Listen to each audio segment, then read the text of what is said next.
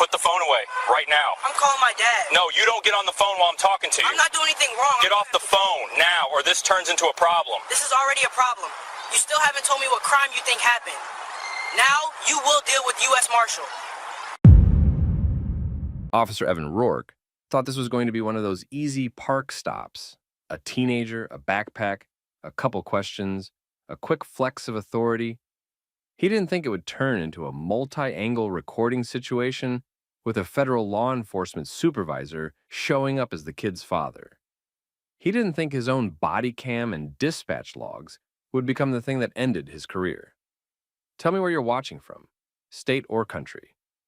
And if you like stories where somebody stays calm, asks the right legal questions, and the system gets forced to answer with facts, hit like and subscribe. Here's how it actually started. 16-year-old Jalen Brooks was walking through a public city park in the middle of the day. The place was calm. Families near the playground, a few people on benches, some walkers using the loop path. Nothing chaotic, nothing urgent. Jalen had a backpack on. That was it. He wasn't running. He wasn't hiding the bag. He wasn't messing with anyone. He was walking like he belonged there.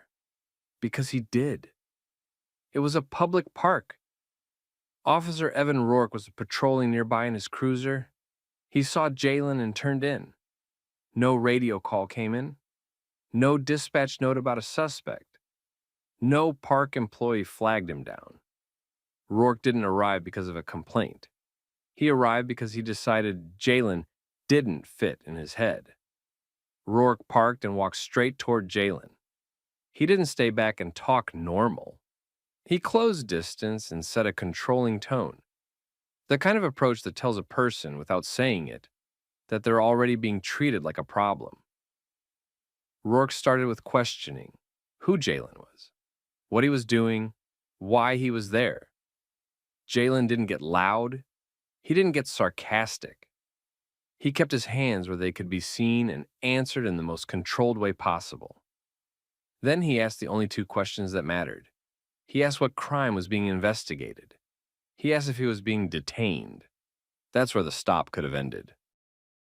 If Rourke had a real reason, he could have stated it. If he didn't, he could have made it a voluntary contact and left. Rourke didn't state a crime. He didn't say Jalen matched a description. He didn't say there was an active investigation in the park. He pivoted into something else.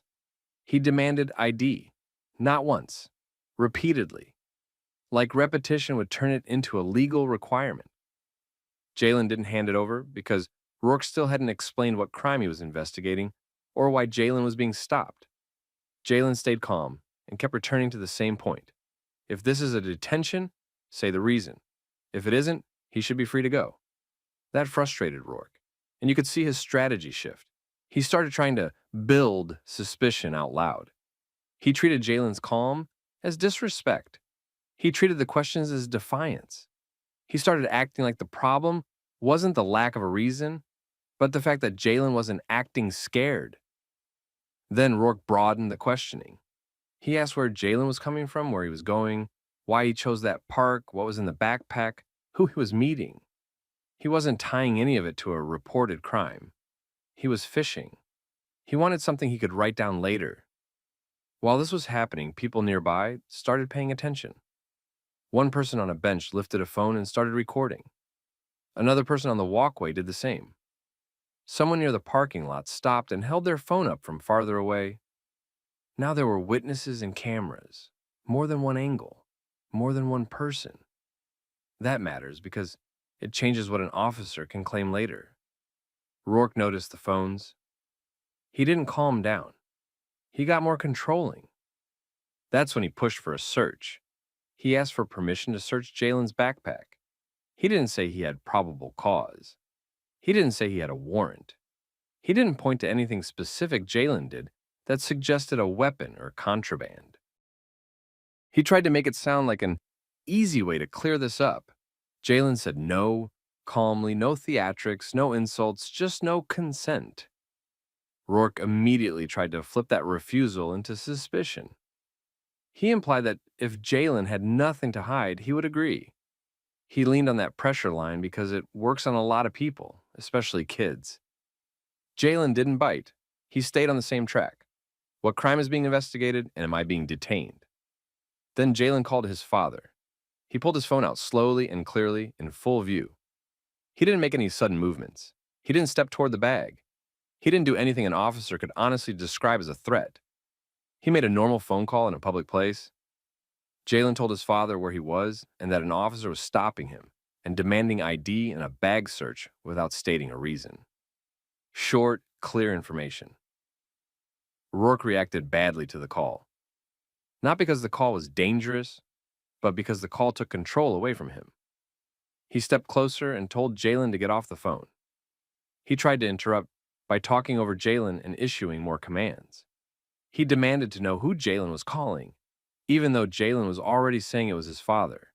He treated the call like it was an act of defiance, instead of a teen asking a parent for help. This is the part people miss when they watch clips like this. The phone call isn't a threat. The phone call is accountability. It means the officer can't control the story alone. The recording phone stayed up. Rourke then called for a second unit. Backup arrived and parked close. Another officer stepped in. Rourke's confidence went up immediately. He started repeating the same demands again. ID and the backpack. But now with another uniform standing there. Like that alone made the stop legitimate. Jalen stayed composed. He didn't start pleading. He didn't start yelling. He stood there with visible hands, kept his voice controlled, and kept asking the same two questions because those questions forced the officer to either explain the legal basis or admit he didn't have one. And at that point, Jalen's father was already on the way. Not as a vague threat, not as a dramatic moment. As a real person driving to a real location because his 16-year-old kid was being boxed in by two officers in a public park while strangers recorded. Jalen's father didn't show up like a guy looking for a fight. He showed up like a professional walking into a situation he already understood. Calm face, controlled pace, eyes scanning everything at once.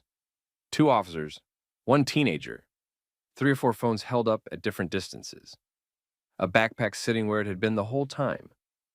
Deputy U.S. Marshal David Brooks didn't start with insults. He didn't start with a speech. He didn't even start with the as a father angle. He started with procedure. He positioned himself near Jalen without crowding him. Close enough to be support, not close enough to look like he was escalating. Then he looked at Officer Rourke and went straight to the one thing Rourke still hadn't produced: a lawful reason. Brooks asked Rourke what call he was on. Rourke gave a vague answer, the kind that sounds official but doesn't contain any actual information. He tried to frame it as checking things out and making sure and suspicious behavior. Brooks didn't take the bait. He didn't debate whether Jalen looked suspicious. He asked for the dispatch call number or the complaint that led to the stop. Rourke didn't have one. So Brooks narrowed it down again. He asked if a park employee complained, if a citizen flagged him down, if dispatch aired a suspect description, if Rourke observed an actual crime. Rourke tried to keep it broad. He leaned on general talk about thefts in parks, public safety, and people have been reporting things. Nothing concrete, no date, no description, no direction of travel, no clothing description, no victim, no timeline. Brooks watched him do it and didn't let him drift. He asked what specific crime was being investigated right now, in that moment. Rourke still didn't answer cleanly. He pivoted to the backpack. He suggested the bag was the reason. Like a backpack in a park was evidence of something by itself. Brooks immediately cut that off with the obvious point. People carry backpacks in parks every day. If the bag is the reason, then everybody is a suspect. That's not a standard, that's an excuse. Rourke then tried the next move officers use when they don't have a basis. He reframed the situation as the kid's behavior. He focused on Jalen not handing over ID, on Jalen asking questions, on Jalen not consenting to a search. He treated that like it was resisting the investigation. Brooks didn't argue. He asked a simple question that forced Rourke into a corner. Was Jalen legally required to provide ID at that point? And what specific facts created reasonable suspicion for a detention? Rourke didn't like that question because it's the kind of question that gets replayed later on Bodycam, in front of supervisors, in court. Rourke tried to save it by switching explanations. First, it was park issues. Then it was odd behavior. Then it was refusing to cooperate. Each time Brooks pinned him back down to the same point.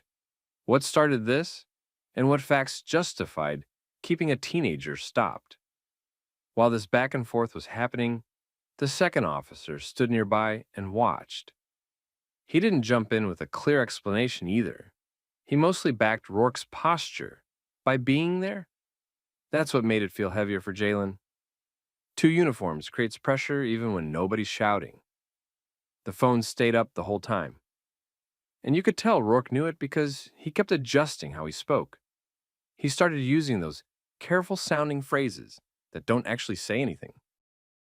He started talking like he was building a report out loud.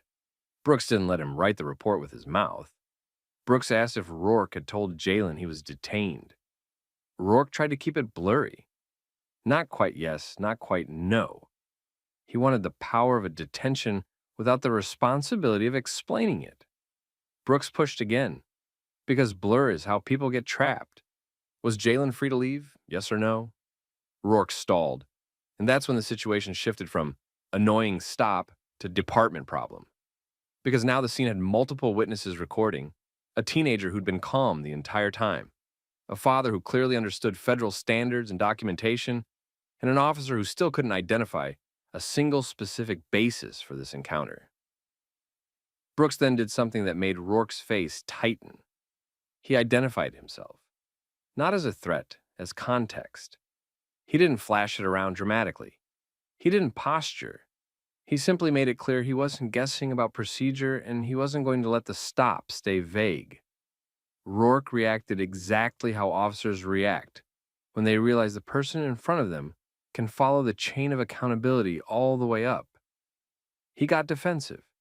He tried to reassert control with tone instead of facts. Brooks stayed even. He told Rourke to call a supervisor. Rourke hesitated, then acted like that was unnecessary. He tried to keep it in the, "we'll just handle it here" lane. Brooks didn't move off it. Supervisor, now. Because if Rourke truly had a legal basis, a supervisor would confirm it. If he didn't, the stop needed to end before it got worse. Rourke made the call. And while they waited, Rourke tried one more time to pressure Jalen into the easy exit for the officer. Just show ID. Just let us look in the bag. Just make this simple. Brooks didn't allow that pressure to land. He kept Jalen focused on what mattered. Stay calm, hands visible, don't consent to searches, don't provide extra information beyond what's required, and keep everything observable for the cameras. A lot of viewers think the power moment is when someone yells the loudest. It isn't. The power moment is when somebody refuses to let an officer keep the reason fuzzy. And the supervisor was on the way to a scene that was already recorded from the bench, the walkway, and the parking lot. Lieutenant Naomi Vega arrived in her patrol SUV and parked close enough to see the group without walking into the middle of it blind. She stepped out, looked at the spacing, and took a quick read of the scene before anyone spoke to her. Two officers were standing near Jalen. Jalen was still on the path with his backpack. His father was next to him. Several civilians were holding phones up from different spots. Nobody was rushing. Nobody was yelling. It had the look of a stop that had gone long and attracted attention. Lieutenant Vega walked up and spoke to Officer Evan Rourke first. She didn't open with a general question like, "What's happening?" She asked him to explain why Jalen was being detained. Rourke started talking in broad terms. He referenced recent issues and proactive patrol and suspicious behavior. He didn't give a specific call. He didn't give a specific crime. He talked like the park itself was the reason. Lieutenant Vega cut that down to specifics. She asked for the dispatch information. She asked if there was a complaint from a park worker or a caller.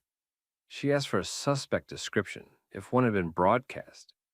She asked what exact crime was being investigated at that moment. Rourke couldn't provide a dispatch call number. He didn't name a complainant. He didn't produce a description that matched Jalen. He kept trying to justify the stop with general statements about thefts and safety. Lieutenant Vega then asked what Rourke personally observed that connected Jalen to any specific crime. She asked for actions, not impressions. Rourke tried to make the backpack the thing. He implied the bag created concern and that Jalen's refusal to cooperate made it worse. Lieutenant Vega didn't accept that as a basis. She pointed the conversation back to the standard she needed, a specific crime being investigated and specific facts tying Jalen to it. She also addressed the refusal point directly, refusing consent to a search and asking if you're detained or not crimes, and they don't create reasonable suspicion by themselves. Then she asked the question that forces clarity. Was this a voluntary contact or an actual detention? Rourke hesitated and tried to keep it in the middle. He wanted the authority of a detention without having to justify a detention. He kept talking instead of answering cleanly. Lieutenant Vega pressed for a direct answer and a direct explanation. She gave Rourke another chance to state the legal basis in plain terms. He still couldn't produce one. At that point, Lieutenant Vega took control of the scene in a practical way. She told Officer Rourke to disengage and step back. She directed the second officer to stop crowding Jalen and create space. You could see the posture change immediately because the supervisor's instructions were specific, not optional. Lieutenant Vega then addressed Jalen directly. She told him he was not being detained and that he was free to leave.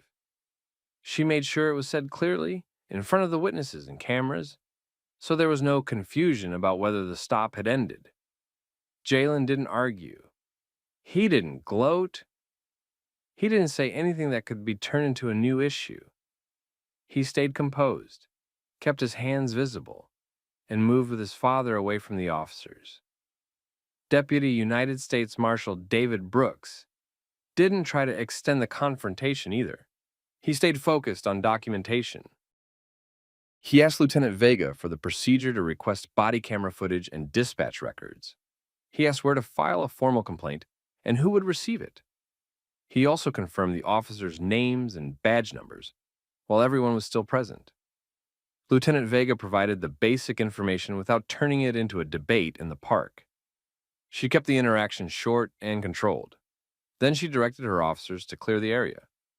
Officer Rourke didn't have a final line. He didn't get to win the moment. He just had to stand there while a supervisor ended the stop and multiple phones kept recording. Jalen and his father left the park. The public part of it was over. Deputy United States Marshal David Brooks didn't treat the park stop like a bad moment that ended when his son got released. He treated it like an evidence event because he'd seen how fast a vague stop turns into a clean report that doesn't match what actually happened. As soon as they got away from the officers, he wrote down the timeline while it was fresh. The time Jalen called him, the time he arrived, the time the second unit showed up, the time Lieutenant Naomi Vega ended the stop. He also noted where each witness was standing, because angles matter when videos start circulating. Within the next day, Brooks started requesting records. He asked for Officer Evan Rourke's body camera footage, the second officer's body camera footage, and the dash camera footage from both patrol cars. He requested the dispatch audio for the entire time window and the CAD entries tied to that park area during that period. He also requested any written bulletin or notice Rourke had referenced about park thefts, along with any call for service or park complaint log that would support the idea that Rourke had been responding to something specific. At the same time, Brooks filed a formal complaint with the department. He didn't write it like an emotional story.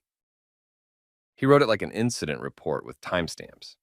He stated that his 16-year-old son was stopped while walking through a public park, that the officer repeatedly demanded identification without stating a specific crime being investigated, that the officer repeatedly pressed for consent to search a backpack without a warrant or stated probable cause, and that the officer attempted to stop or disrupt Jalen's phone call to a parent.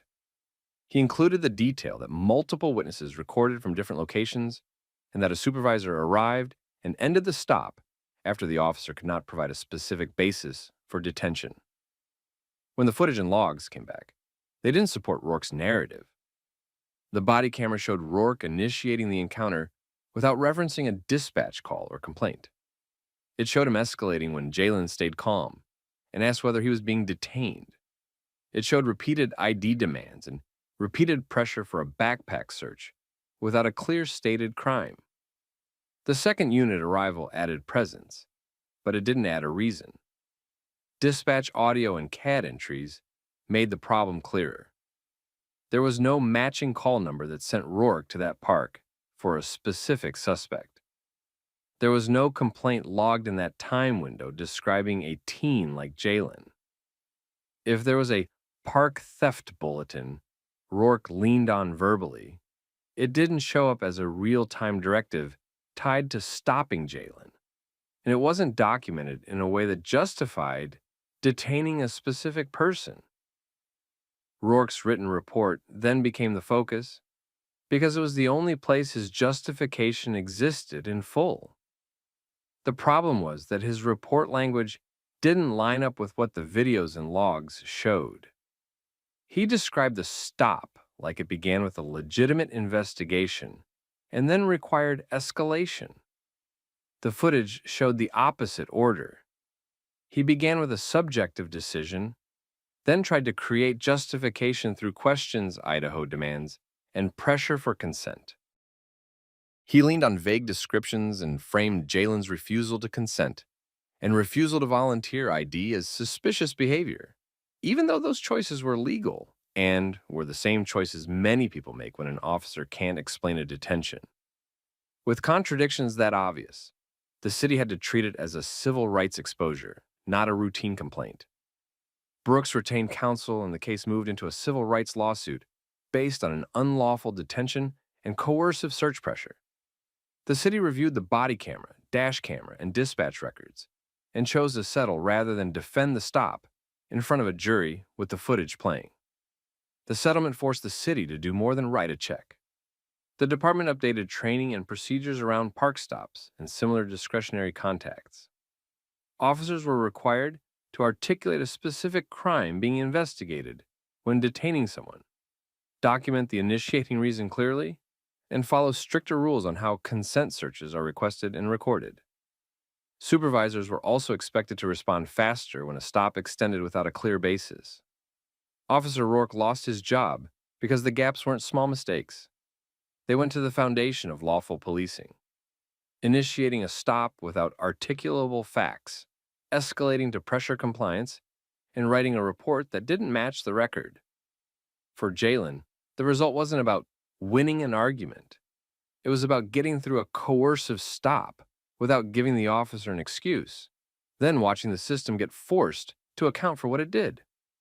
For Brooks, it was a reminder that accountability isn't a debate in the moment. It's records, logs, footage, and a timeline that doesn't lie. If you've ever been stopped for no clear reason, what would you have done in Jalen's position? And would you have started recording if you were in that park? Share your thoughts. And if you want more stories like this, subscribe. Where are you coming from tonight? Where are you headed? Heading home. You been drinking at all? Anything illegal in the car I need to know about? No, sir.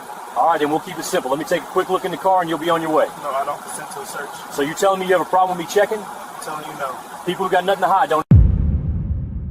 The deputy believed he was running the same late-night script he'd run 100 times.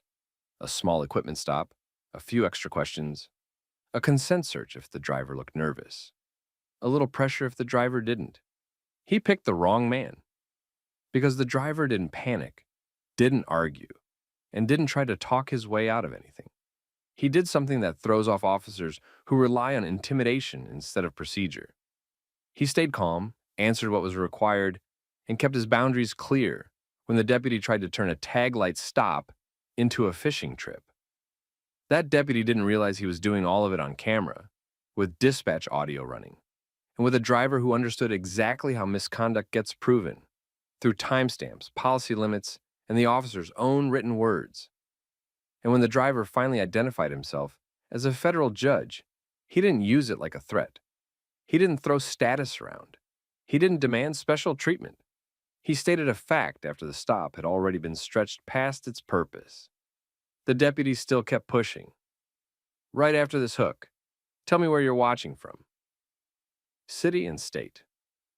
And if you watch these stories because you're tired of power trips getting excused, hit like and subscribe so you don't miss the ones where the record does the talking. Now let's go back to how it actually started, because the most believable part of stories like this is that the first 2 minutes looked normal. It was after midnight on a county highway with long, dark stretches and occasional side roads. Deputy Cole Harkins was patrolling alone. The traffic was light, the night was slow, and his attention was on small violations that could justify a stop. He spotted a sedan ahead with a dim taglight. That was enough. He pulled in behind it and activated his lights. The driver, Malcolm Reed, responded the way officers claim they want drivers to respond.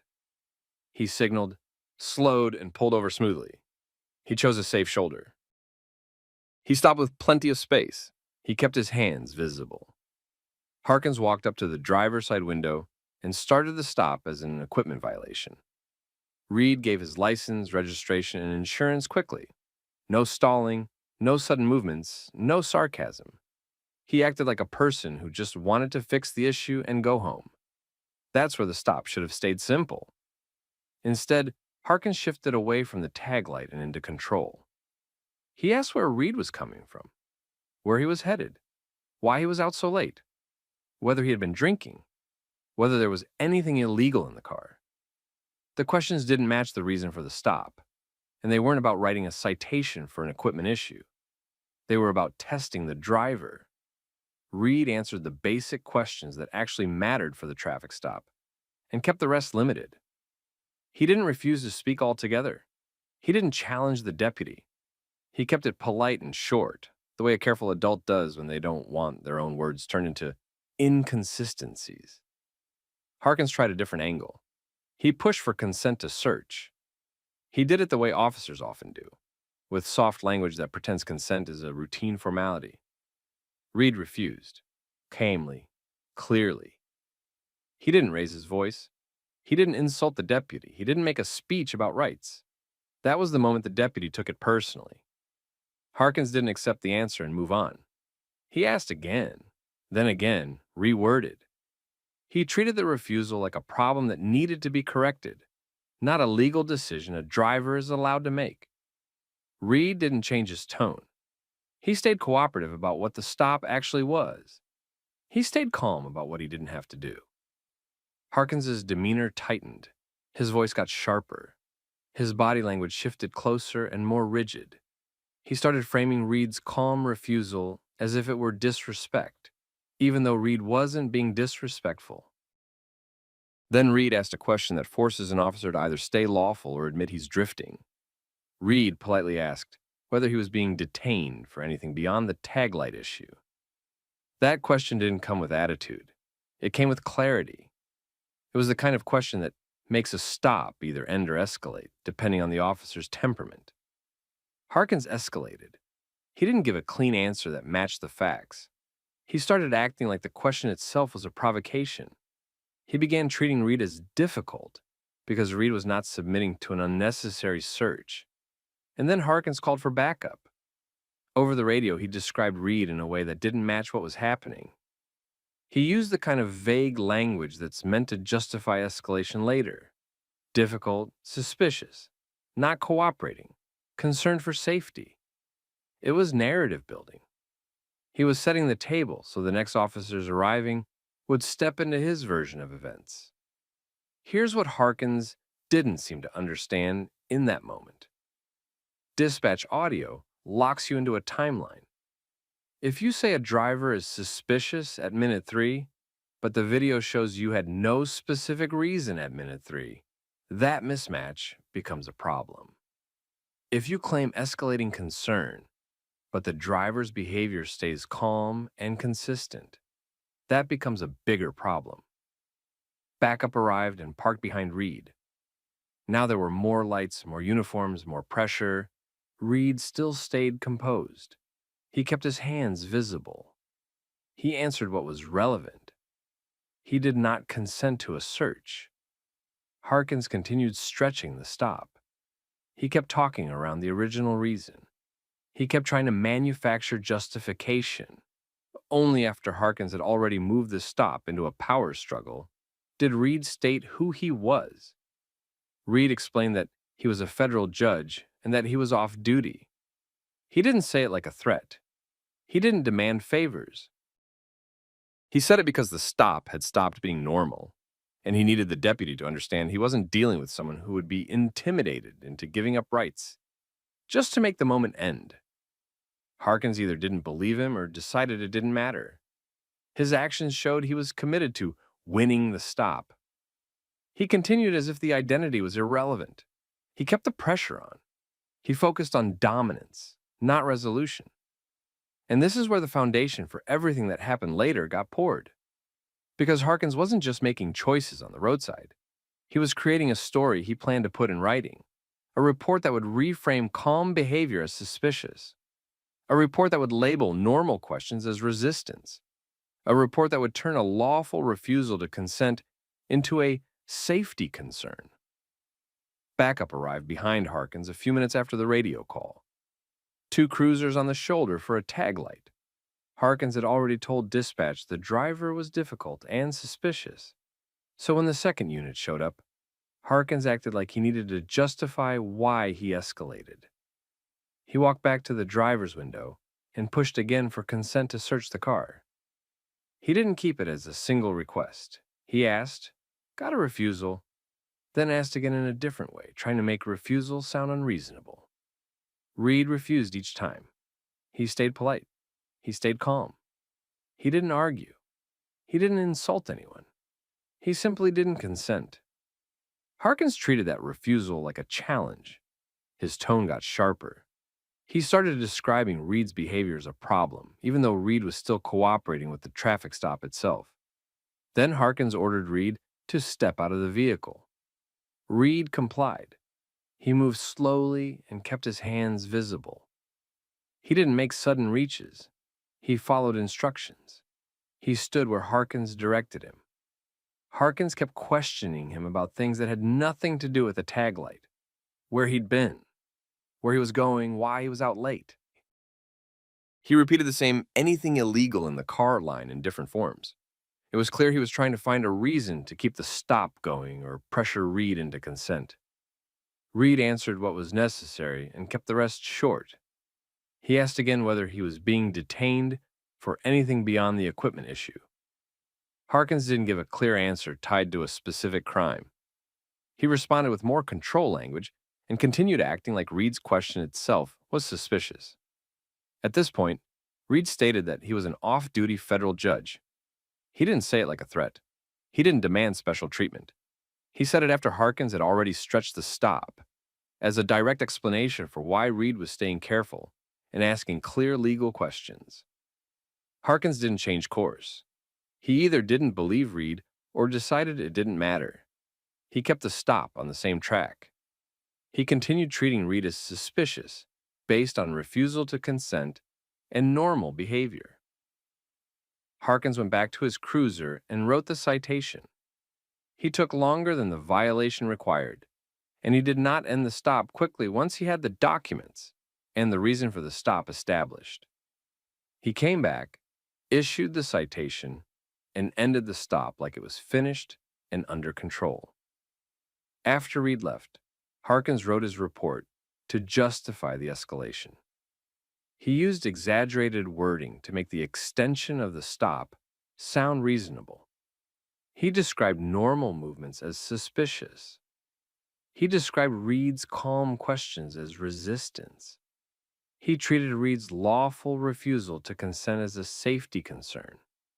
He wrote it in a way that made it sound like the situation had been risky from the start, not something he escalated after Reed wouldn't give consent. Reed didn't make a scene that night. He didn't go public. He documented the timeline while it was fresh and began requesting the official records tied to the stop: Bodycam, dashcam, dispatch audio, and the computer-aided dispatch timestamps. Reed requested the records the way a lawyer would, not the way an angry driver would. He didn't ask for favors. He asked for the complete file tied to the stop: Bodycam from Harkins, dashcam from the cruiser, dispatch audio, computer-aided dispatch logs that show when units were assigned, when backup was requested, and when the stop cleared. Those timestamps matter because they don't care about anyone's feelings. The first review didn't happen because Reed went public. It happened because once you request records the right way, the department has to treat it like an official matter. Someone has to pull the footage. Someone has to log it. Someone has to watch it. And the problem showed up fast. Harkins's report described a driver who was difficult and suspicious early in the stop. The video showed a driver who handed over documents, stayed calm, and didn't raise his voice.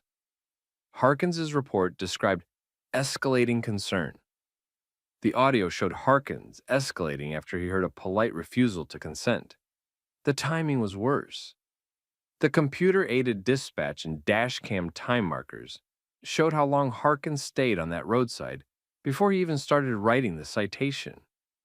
The report made it sound like suspicion developed naturally and quickly. The log showed long stretches where Harkins was doing nothing that advanced a taglight citation. He was talking, pressing, repeating questions, waiting, holding time. That matters because the legal limit is simple. A traffic stop can't be prolonged for unrelated investigation without a real reason, not a vibe, not he didn't want to consent, not he asked if he was being detained. The timeline showed the stop got longer because Harkins wanted more than a taglight citation. Dispatch audio created another issue. On the radio, Harkins framed Reed as difficult and suspicious before any concrete event happened that would justify that label. When backup arrived, the scene didn't match what Harkins had sold. No yelling, no threats, no refusal to provide documents, no aggressive movements, just a calm driver standing where he was told. Now, Harkins's report wasn't just off in tone. It was inconsistent with multiple sources that all lined up with each other. Then the review moved from, did this stop get messy, to, did the deputy write something that isn't true? Because the report language wasn't small exaggerations. It was the type of wording departments rely on to justify escalation. Furtive movements, evasive answers, non-compliant behavior, officer safety concerns.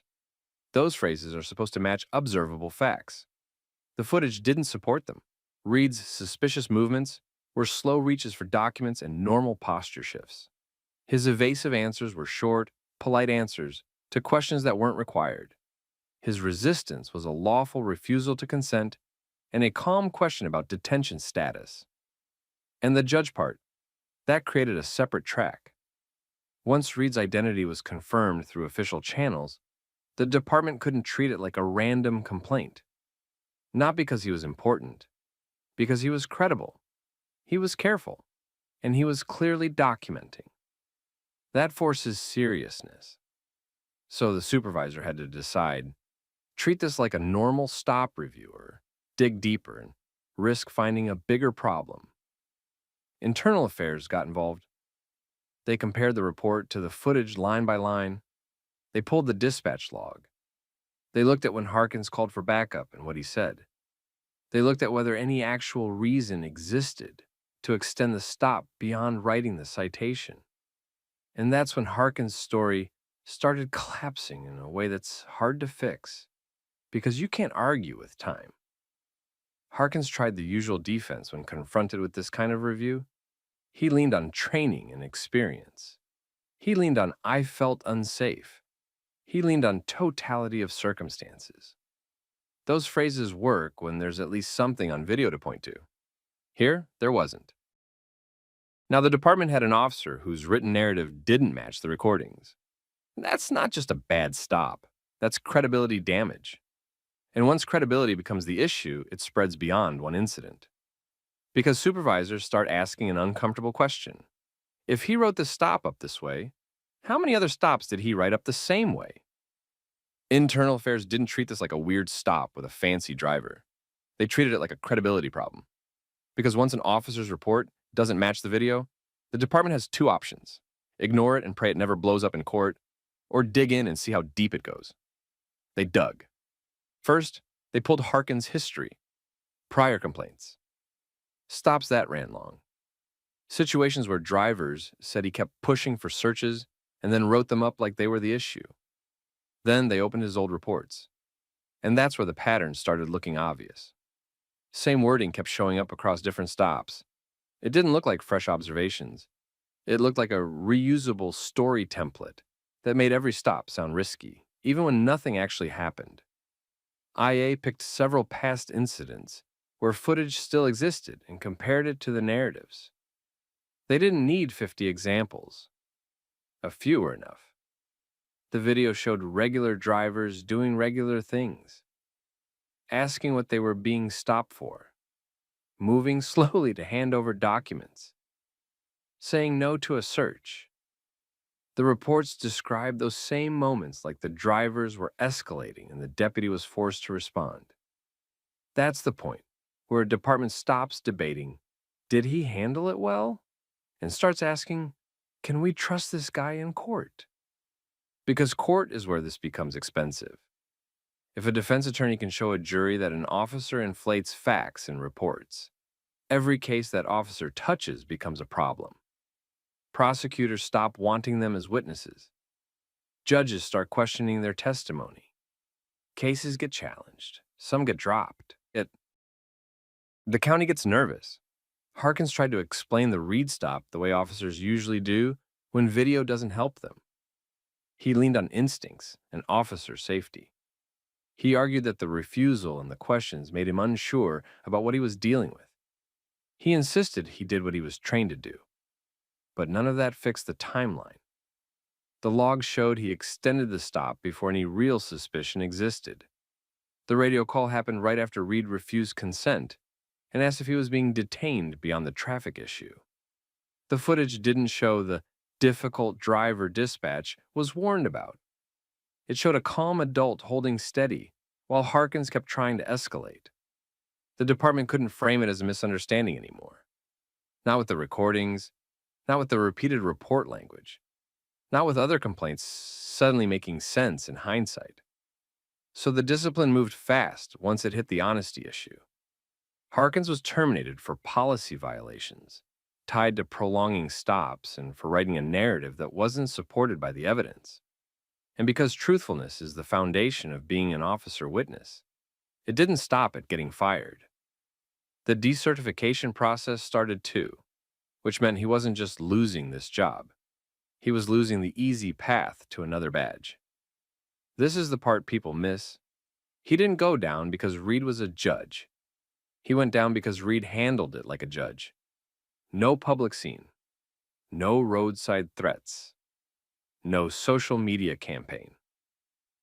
Reed preserved the facts, pulled the records, and forced the department to look at the stop the way a courtroom would look at it. And that dragged the deputy's whole pattern into the light. After that, the fallout spread beyond one person. Supervisors had to explain why earlier complaints didn't lead to tighter oversight.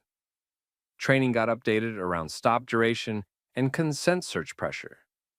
Internal review protocols changed, so template suspicion language started triggering extra scrutiny.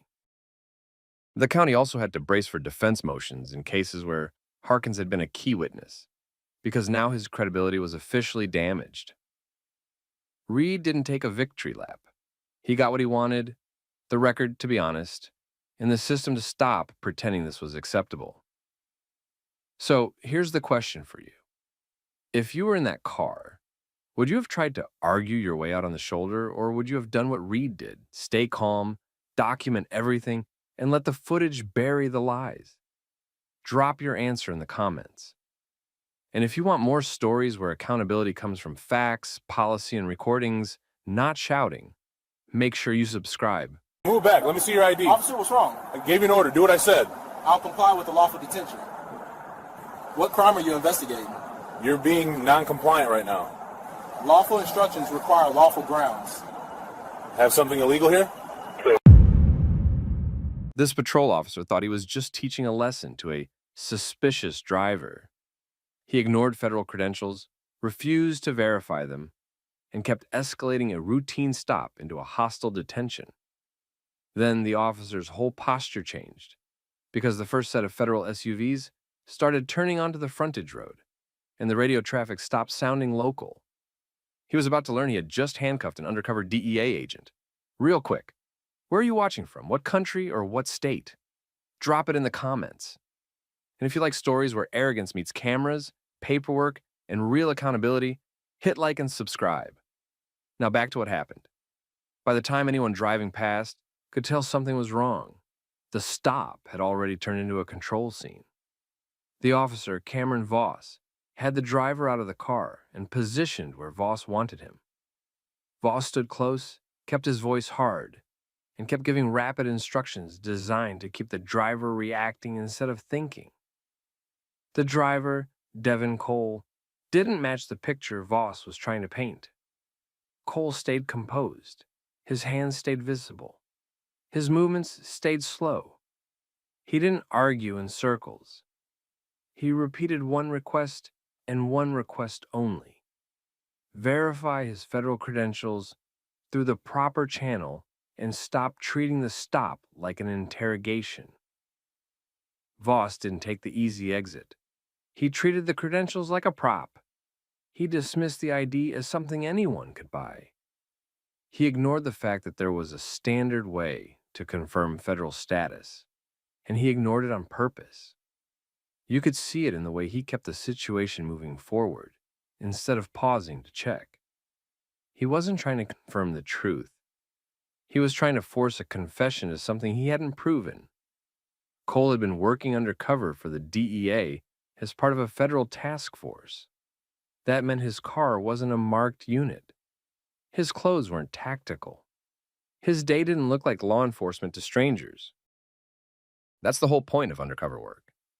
It's also why verification exists, because local traffic enforcement will occasionally bump into federal work, and the system is supposed to prevent exactly this kind of collision. Voss treated that reality like it was a challenge to his authority. The stop started in the most predictable way possible. Commercial strip, warehouses and gas stations, early evening with steady traffic. So there were plenty of witnesses, even if nobody intended to be one. Voss claimed a minor reason to pull Cole over, the kind of vague justification that shows up in thousands of body cams. Slight lane drift, equipment issue, vehicle matches a general description. Nothing that should have turned into cuffs. Cole pulled over cleanly and immediately. No delay, no sudden moves. When Voss walked up, he didn't approach like a neutral professional assessing risk. He approached like someone who had already decided the driver was a problem. Cole did what trained agents do during unexpected contact. He stayed calm and controlled the tempo. He didn't rummage around. He didn't escalate with attitude. He gave standard identification. Then he provided federal credentials in a way that kept everyone safe and kept the interaction clear. That should have triggered a simple sequence. Voss should have stepped back, called it in, asked dispatch to verify, and if he didn't know the right method, he should have called a supervisor. It would have taken minutes. Voss did the opposite. He started stacking commands. He pushed Cole out of the vehicle and started asking questions that weren't traffic-related. He tried to get Cole talking about where he was going, who he was meeting, why he was in that area, and what he had in the car. He kept circling back to the same suspicion, even though he hadn't developed probable cause for anything beyond the stop. Cole didn't get pulled into it. He stayed focused on verification and boundaries. He kept insisting Voss either confirm the credentials properly or call a supervisor who would. That refusal to play along annoyed Voss. You could hear it in his tone and see it in his posture. The questions became sharper. The space between them tightened. The officer's safety language started showing up, not as a real response to a threat, but as a justification for control. Then Voss made the decision that turned a bad stop into a major problem. He handcuffed Cole. He didn't do it because Cole attacked him. He didn't do it because Cole tried to run. He did it because Cole wouldn't submit to an improvised interrogation, and Voss didn't like being told, verify it. The cuffs changed everything. It created a detention that had to be justified later, and it created a paper trail that would include bodycam footage, dispatch logs, and supervisor involvement. Cole stayed controlled even then, because he had two problems at the same time. He had to keep himself safe and protect his identity, but he also had to avoid blowing an active operation. Undercover work has real timing. It has real people in motion. When you miss a check-in window, it doesn't stay private for long. That's what Voss didn't understand. He thought he was dealing with a driver who would eventually fold. Cole's task force had a schedule. Cole missed it. Someone noticed. While Voss kept pressing and refusing to verify, the other side of the system started waking up. People called, people checked. People asked where Cole was and why he wasn't answering. The longer Voss dragged it out, the more attention the stop attracted from people with authority he couldn't wave off. The moment the shift began, it didn't start with sirens. It started with Voss's radio. The radio traffic changed tone because a supervisor got involved. Not the casual kind of, what's going on over there, but the clipped, urgent kind, where someone has already heard enough to be concerned. The supervisor told Voss to stop escalating, hold position, and wait for verification. Voss didn't comply the way he should have. He pushed back on the radio, still acting like he had the bigger picture, still acting like the credentials were a lie, still acting like the detention was his call alone. And right after that, headlights swept across the scene from the side road, followed by the unmistakable shape of federal SUVs pulling in with purpose. Federal vehicles started arriving within minutes of the supervisor radio traffic, and the difference was obvious even to people who didn't know law enforcement. These weren't random patrol units responding to a suspicious person call. They were coordinated task force vehicles, and the people getting out of them moved with purpose and clear roles. Officer Derek Halverson saw the first one pull in behind his cruiser and tightened up. He kept Jamal Mercer in handcuffs near the shoulder, angled away from the car, the way officers do when they want full control of someone's movement and sightline. Halverson kept talking as if the scene was still his, as if the arrival of new units didn't change the rules. Mercer didn't react. He didn't try to talk over anyone. He stayed still, kept his breathing controlled, and kept his hands where they were supposed to be. He'd already done the key thing. He'd identified himself as federal and asked Halverson to verify it the correct way. The fact that this had gone on long enough for backup to arrive told Mercer exactly what kind of officer he was dealing with. Two people stepped out of the first federal SUV. They weren't dressed like patrol. They weren't aggressive. They were plainclothes with clear identifiers, and they immediately started doing what Halverson should have done from the start: establish facts, establish verification, and control the risk without turning it into a personal dominance contest. One of them approached Halverson and asked for the detention bases and what verification steps had been taken. Not a debate, basic accountability questions. Halverson answered with the usual shield language. He described Mercer as suspicious, said Mercer was evasive, and implied the credentials were questionable. He leaned on officer safety while avoiding the one point that mattered. He still hadn't verified the credentials through dispatch, a supervisor, or any recognized federal contact channel. The federal agent pressed him on specifics. What information did Halverson call in? Did dispatch confirm anything? Did he request a supervisor before using cuffs? Did he document any articulable threat that justified a custodial detention during a traffic stop? Halverson didn't have clean answers. He tried to redirect the conversation towards feelings and assumptions. He kept describing what he believed Mercer might be. That's where officers get themselves in trouble. because feelings don't hold up against recordings. At the same time, the people arriving didn't swarm Halverson or treat him like an enemy. They treated him like a local officer who had created a preventable problem and needed to be managed before he made it worse. More federal vehicles arrived. A couple unmarked SUVs. A marked unit tied to the task force. The perimeter tightened, not in a theatrical way, but in a practical way. Traffic control, witness management, safety spacing, and a clear line of authority forming around the situation. Halverson started realizing his story wasn't landing the way it usually did.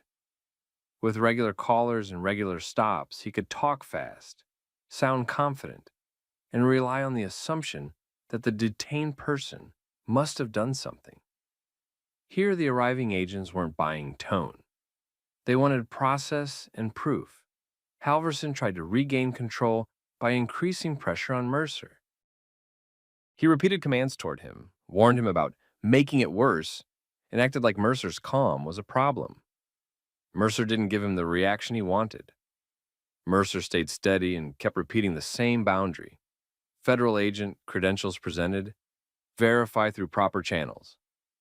Then Halverson's own department radio traffic started cutting through again, louder and more direct.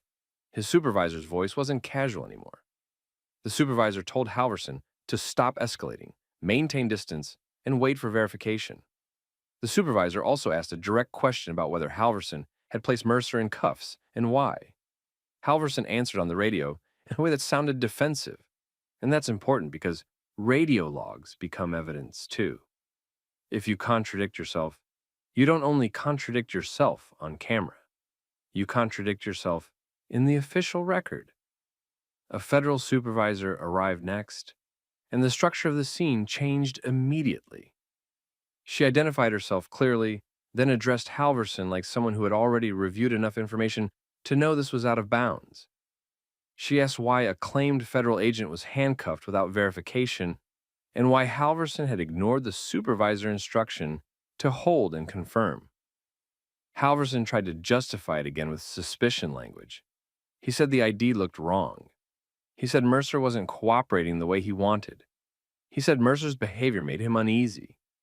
The federal supervisor didn't argue, and she asked for the verification attempt. She asked for the dispatch confirmation.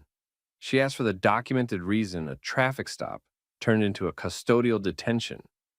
She asked if Halverson searched the vehicle or attempted to. Halverson had almost nothing to produce. The whole situation existed because he chose not to verify early and chose force instead. The federal supervisor then turned to Mercer and asked him basic welfare and integrity questions.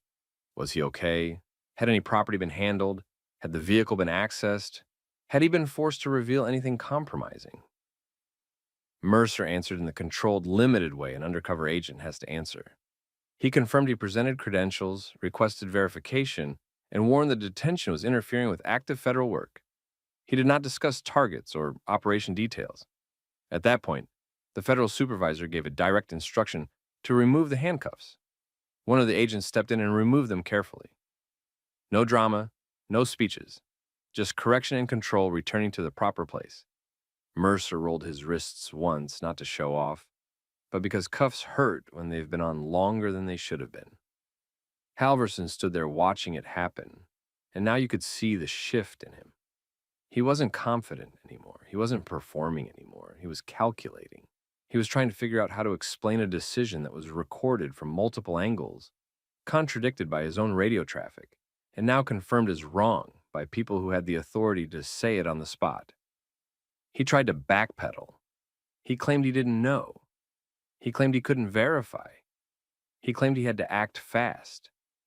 None of that fixed the central issue. He refused the verification pathway when it was offered, then he escalated anyway. As soon as the cuffs came off, the scene stopped being a debate and started being documentation. The federal supervisor didn't waste time arguing with Derek Halverson. She treated him like a risk factor that needed to be contained. She told her people to secure Mercer's vehicle area without touching anything that could compromise the operation. She told another agent to start a timeline while everything was still fresh. That included the stop time, the moment credentials were presented, the moment Halverson refused verification, the moment he escalated to cuffs, and the moment his own supervisor ordered him to pause. Halverson tried to keep talking.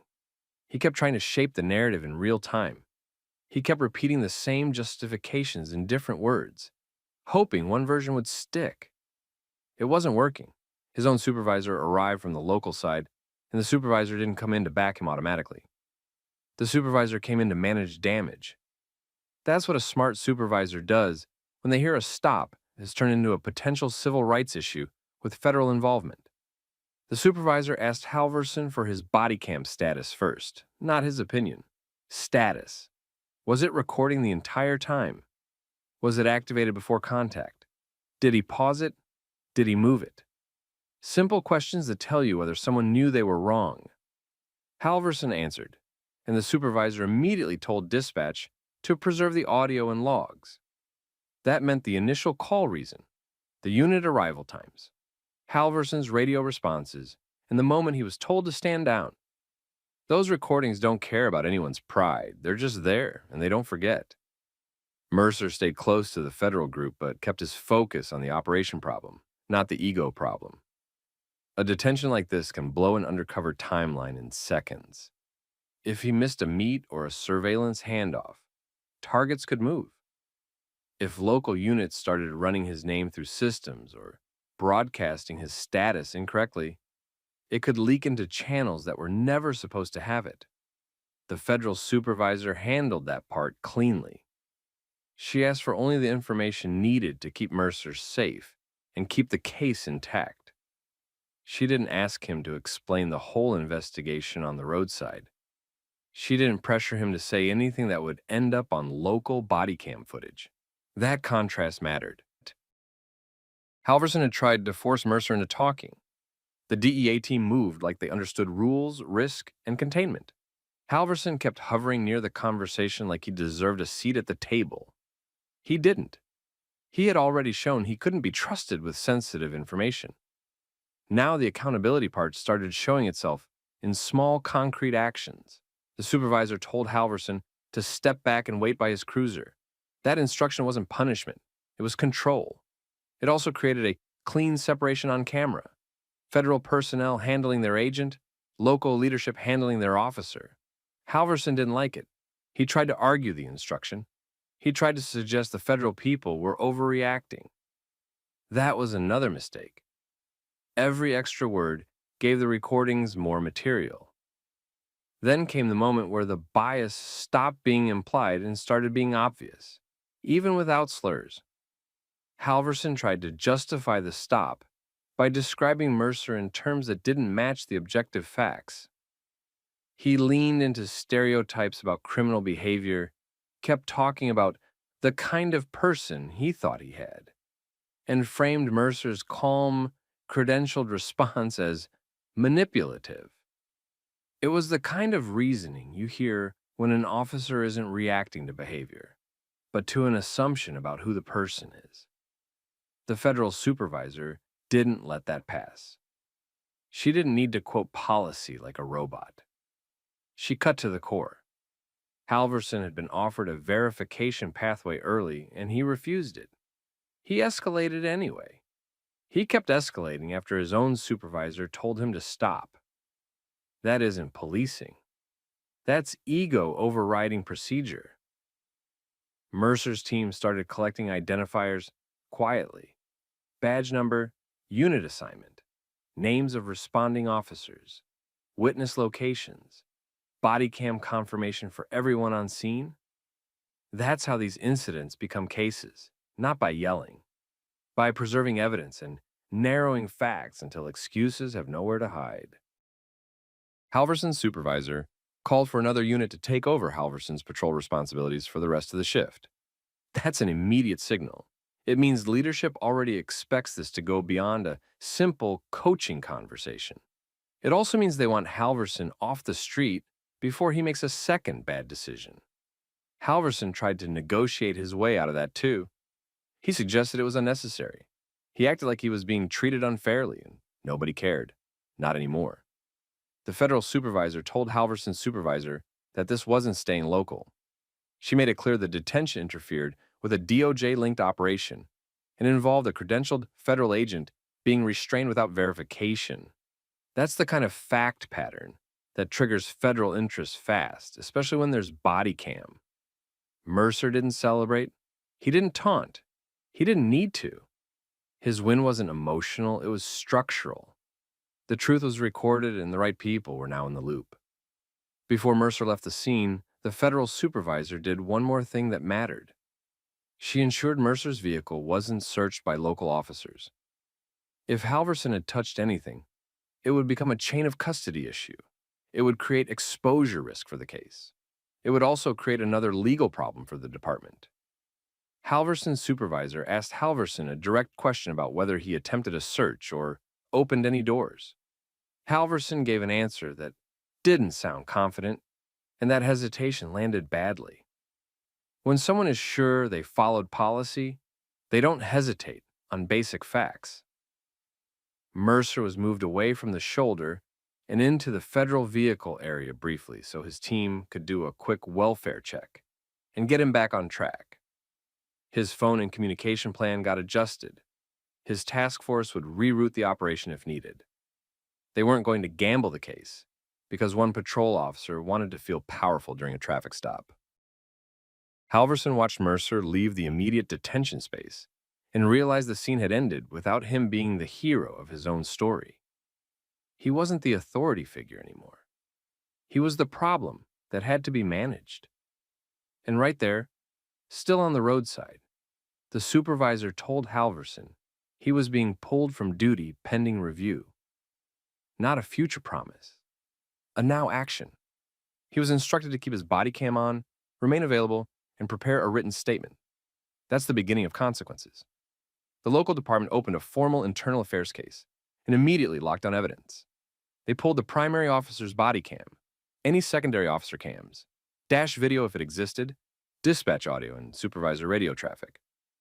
They also pulled the officer's stop history for patterns, how often his routine stops turned into detentions, how often he used cuffs without an arrest, how often supervisors had to correct him. The officer got taken off the street while the review ran. Administrative leave is standard because it prevents a second incident and it keeps the investigation clean. Then they ordered a written statement, not a casual explanation, a documented account that gets compared to video, second by second. Internal affairs focused on a short list of questions. Did the driver present federal credentials? Did the officer take any real steps to verify them? Was there an actual safety threat that justified handcuffs? Did the officer follow supervisor direction once told to stop and wait? Did the officer try to search the vehicle or pressure for information outside the scope of a traffic stop? If the answers don't line up with the footage, the case becomes simple. The officer's intent stops mattering. His actions become the issue. On the federal side, the response stayed blunt and procedural. They treated it as interference risk. They requested the same evidence package, documented the operational disruption in general terms, and elevated it through the proper channels. When a local officer refuses to verify and escalates anyway, it's not just bad judgment. It's a trust failure between agencies, and federal leadership takes that personally because it puts people and cases at risk. Then the fallout split into 3 lanes. Lane 1, discipline. The department moved towards suspension or termination based on policy violations that are easy to prove on recordings. Failure to verify, improper escalation, and ignoring supervision. Union process can slow it down, but it can't rewrite video. Lane 2, civil rights exposure. The agent's side pursued accountability through legal channels. The core argument wasn't complicated. Credentials were presented, verification was available, and the officer escalated anyway. If bias indicators show up in tone, assumptions, or inconsistent justification, it strengthens the case that this wasn't a neutral mistake. Lane 3, command level changes. The department had to show it learned something, because this kind of incident makes everyone look incompetent. So they tightened procedures, where ego usually hides. Mandatory credential verification steps before escalation required supervisor involvement. When a stop extends past a set time or turns into cuffs. Automatic review when cuffs are used without an arrest. Clear discipline triggers for refusing verification and for defying supervisor orders. Clearer interagency contact pathways so local supervisors can confirm federal status quickly. Federal task forces also adjusted their side.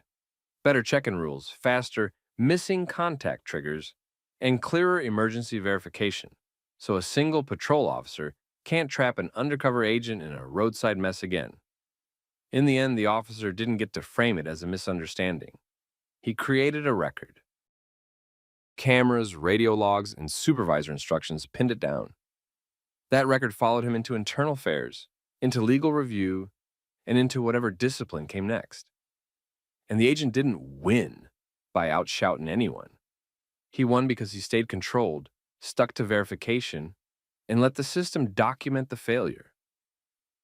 That's the whole point of accountability stories like this. Power works until there's proof. Proof changes everything. If you've ever been in a situation where someone in authority ignored facts and kept escalating anyway, say it in the comments. Where did it happen and how did it end? And if you want more stories like this, realistic, modern, and focused on consequences, subscribe. I need to come in and take a quick look around. Step back. Do you have a warrant?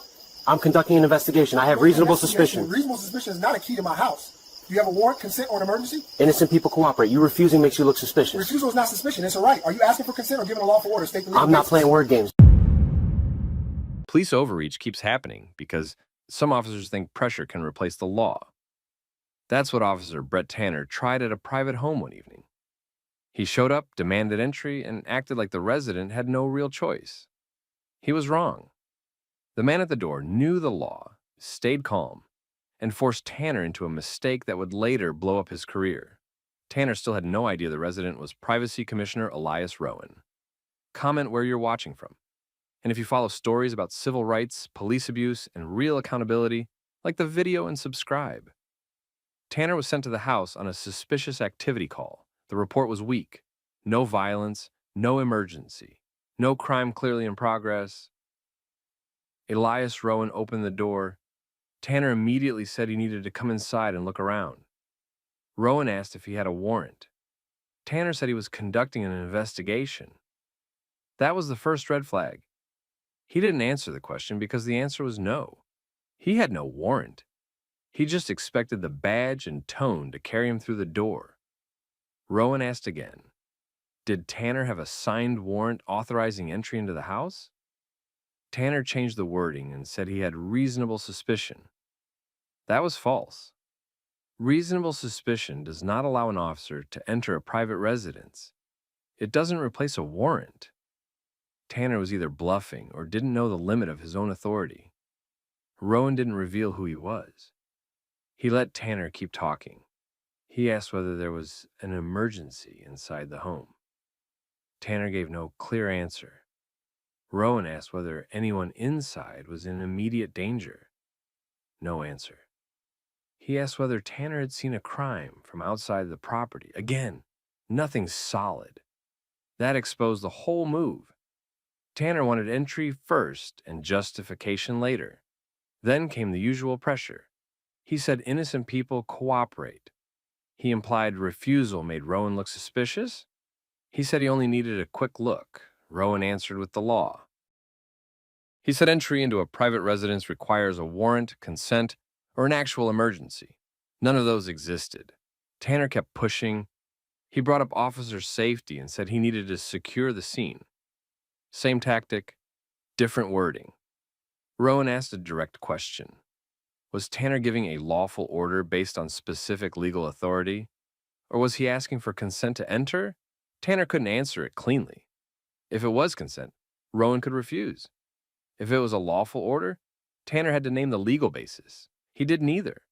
He just repeated that he needed to get inside and said Rowan was making things harder. That's what officers do when they don't have legal footing. They try to make the person asserting rights sound like the problem. The scene itself made Tanner look worse. Quiet residential street, no signs of distress, no emergency, no reason for forced entry. The front of the house was covered by security cameras, and Tanner's body camera was running. A neighbor had started watching. A delivery driver slowed down near the curb. Tanner still kept pressing. Rowan asked for his badge number. Tanner gave it. Then Rowan asked him to state on camera what legal standard allowed entry into a private home without a warrant. Tanner said reasonable suspicion again. That was a serious mistake. Now the false claim was on video. Rowan said there would be no consent to enter and no consent to search. Tanner reacted by putting his hand on the door and pushing it wider.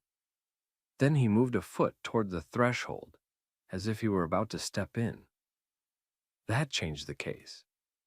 This was no longer just verbal pressure. It was an attempted unlawful entry. Rowan stopped him immediately. He told Tanner to remove his hand from the door and keep his foot outside.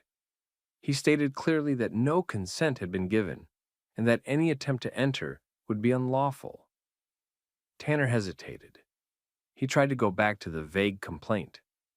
Suspicious activity, need to verify. Neighborhood concern. None of it answered the basic question.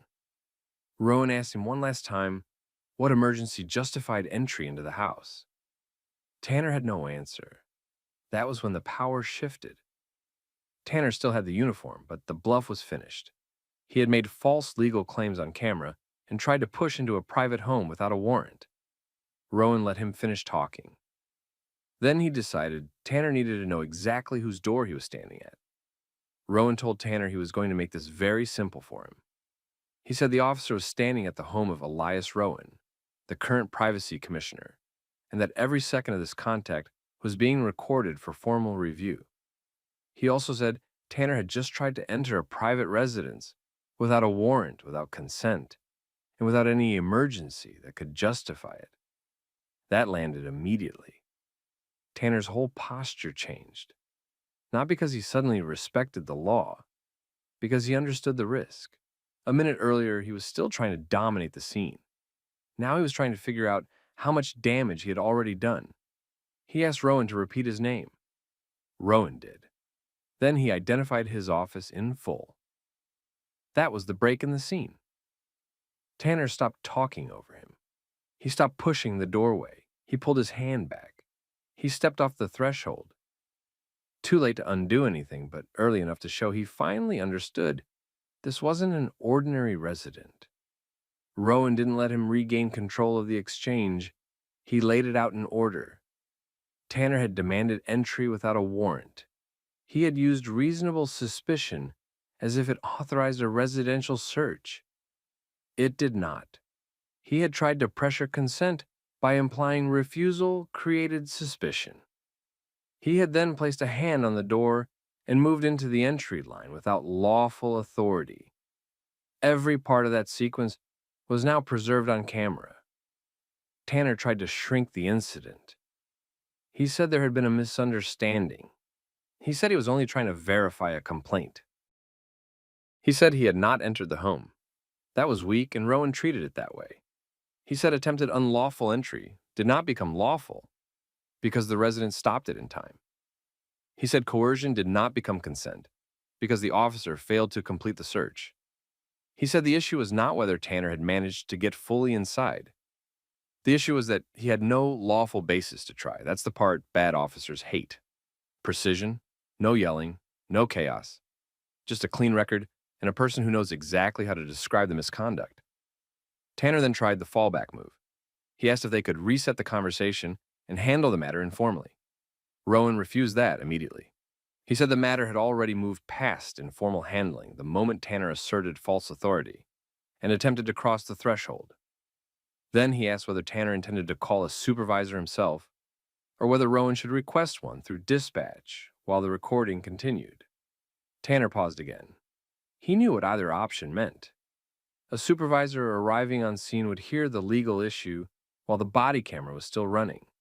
Dispatch records would pin the timeline down even further. There was no clean exit left. He called for a supervisor. That was the first correct decision he made at the house. While they waited, Rowan kept him pinned to facts. He asked whether dispatch had sent him on a report of violence. No. He asked whether dispatch had reported any imminent threat inside the home. No. He asked whether Tanner had observed anything from outside the property that could support immediate entry. No clear answer. Rowan asked him one more time to state whether he had relied on reasonable suspicion as grounds to enter the home. Tanner didn't want to repeat it now. He said he had been assessing the situation. That answer only made him look worse. A few minutes later, Sergeant Nina Holloway arrived. She stepped out of her car expecting a routine friction call between an officer and a resident. She walked into something much more serious. Tanner started trying to explain first. That was another mistake. Officers who know they're in trouble usually rush to frame the story before anyone else speaks. Holloway listened for a few seconds. Rowan cut in and identified himself. That changed her face immediately. She didn't become deferential. She became careful. Big difference. She understood at once that this was now a legal exposure issue for the department, not just a field supervision issue. She asked Rowan to explain what had happened from the beginning. He gave her the short version. Tanner demanded entry without a warrant. He claimed reasonable suspicion authorized it. He used pressure to force consent. He put his hand on the door and moved towards the threshold. The property cameras captured it. Tanner's body camera captured it. A neighbor and a driver had also witnessed part of the exchange. Holloway turned to Tanner and asked one direct question. Did he tell the resident that reasonable suspicion allowed him to enter the home? Tanner tried to soften it. He said he may have referred to investigative authority in the course of the contact. That answer did not help him. Holloway asked again, more directly this time. Did he or did he not say, reasonable suspicion justified entry? Tanner admitted he had said it. That was the point where the scene stopped being about judgment and became about evidence. Rowan then explained the problem in terms Holloway could not ignore. A home gets the highest level of protection. Entry requires a warrant, consent, or a recognized emergency exception. None existed here. Tanner had no warrant.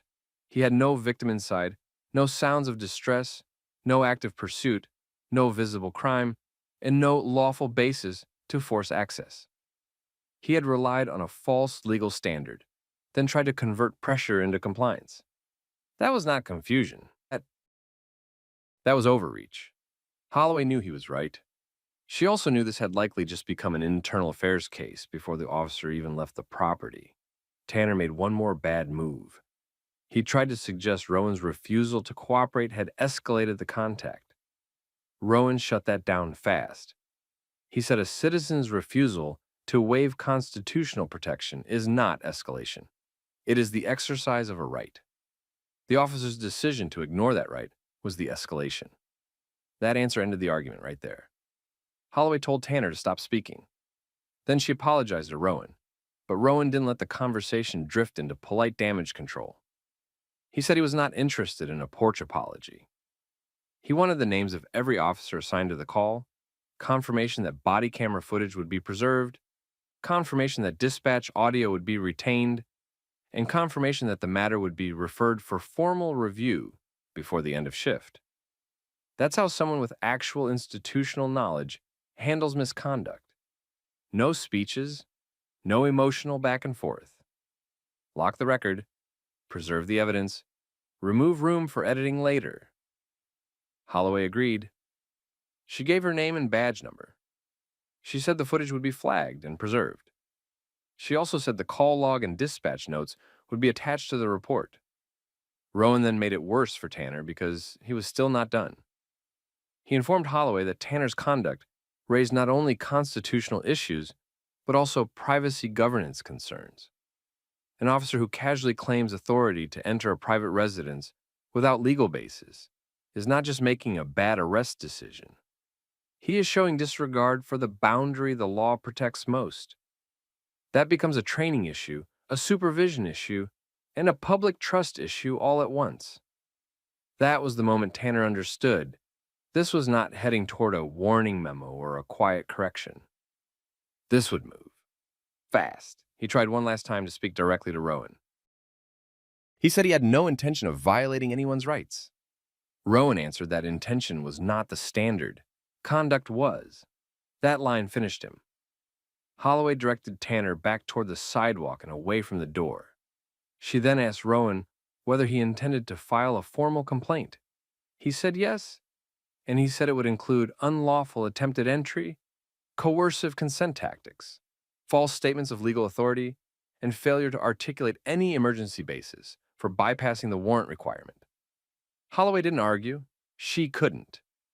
Before ending the contact, Rowan gave one final statement for the record. He said rights do not depend on whether an officer feels inconvenienced by them. That was the entire case in one sentence. Tanner had shown up expecting an easy display of authority.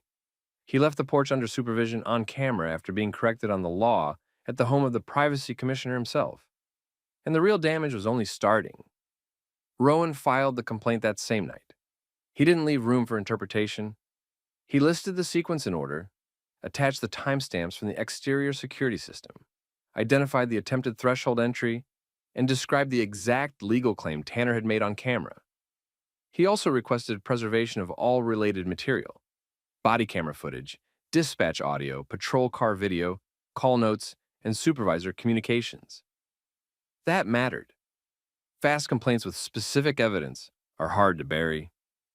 By the next morning, the case had already moved beyond a normal citizen complaint. Tanner had not just handled a call badly. He had asserted authority he did not have, used the wrong legal standard to demand access to a home, and done it in front of a resident whose job was built around privacy law and institutional compliance. Internal Affairs opened a review almost immediately. The first problem for Tanner was the video.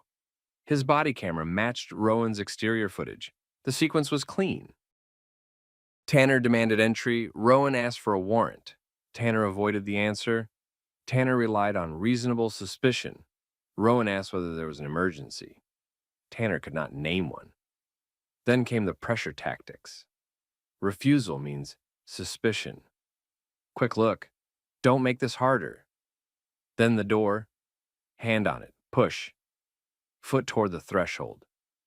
There was no mystery in the footage. That's what made it bad. The second problem was dispatch. The original call did not support what Tanner tried to do at the house.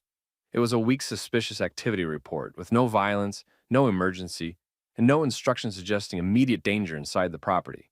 That destroyed any later attempt to claim he had responded to a crisis. Then, the witness statements came in. The neighbor across the street said she heard Tanner raising his voice and talking like he had the right to go inside. The delivery driver confirmed he saw the officer pressing the interaction and standing too close to the doorway. Neither witness could describe every legal detail, but they didn't need to. They supported the central point. Tanner was the one escalating the scene. Sergeant Nina Holloway's report didn't save him either.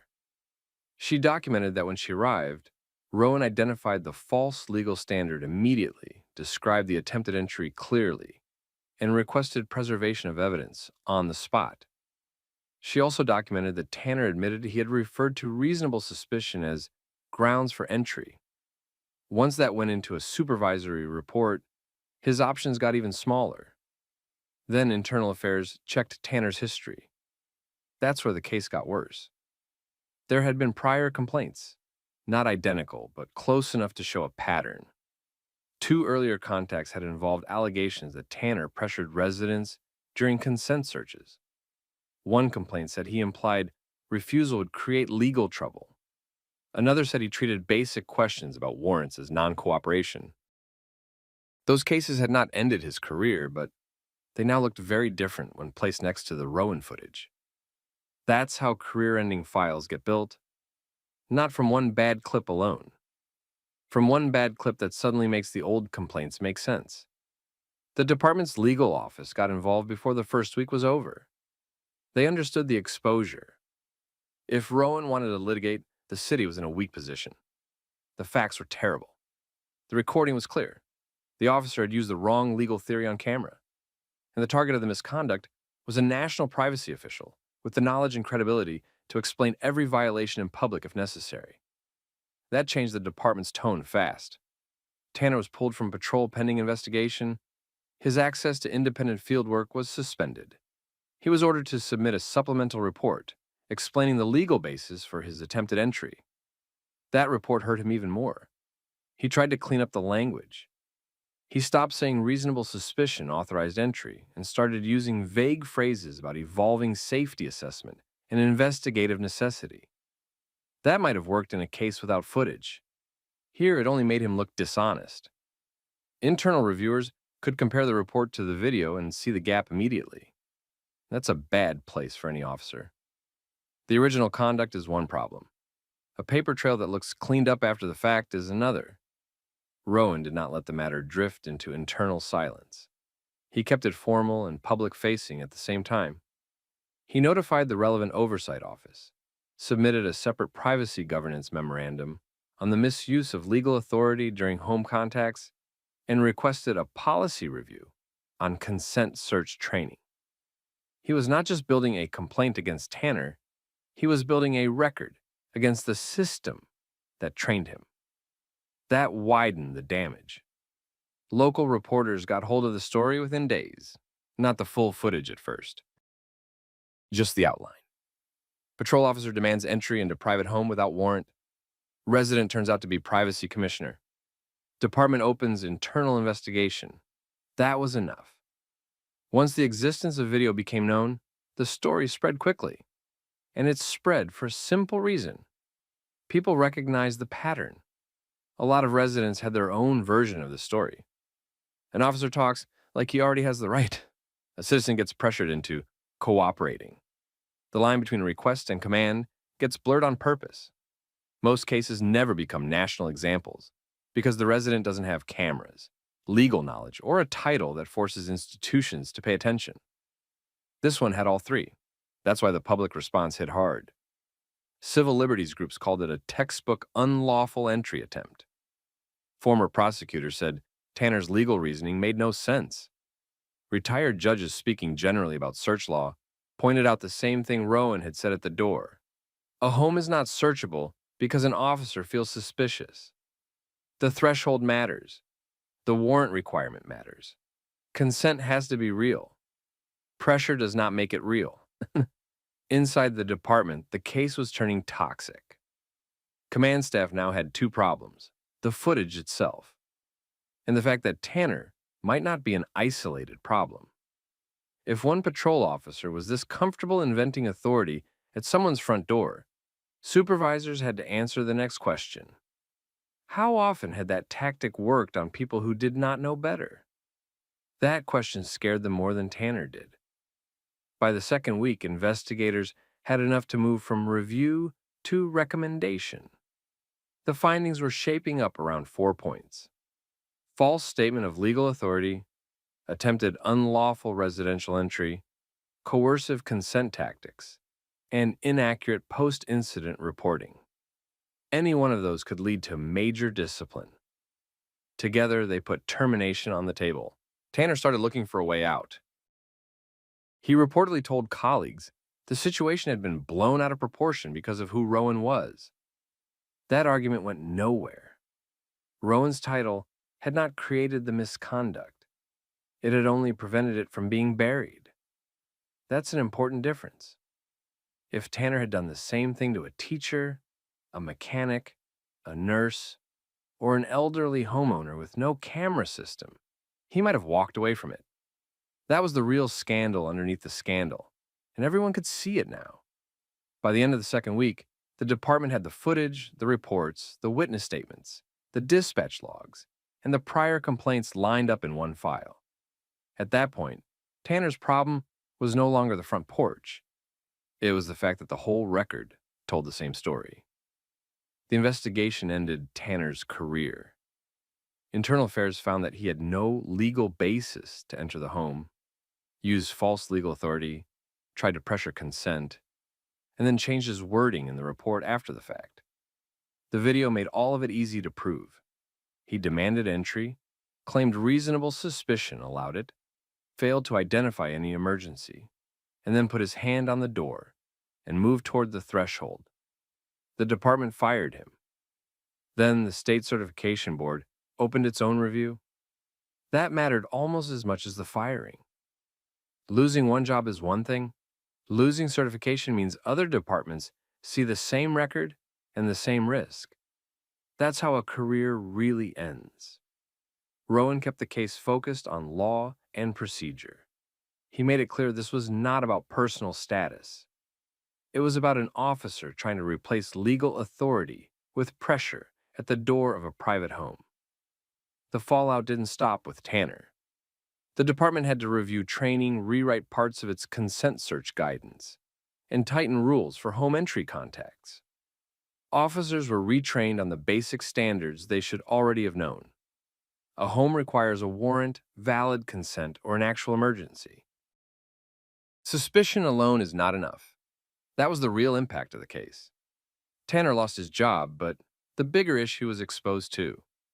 If Rowan had not known the law and had not had cameras, Tanner might have gotten away with it. That's the lesson. A badge does not erase civil rights. A demand is not the same as lawful authority. And the people who get away with overreach usually stop only when someone knows the law and forces the record to speak for itself. Tell me what you would have done in that situation. Share the story with someone who needs to know their rights.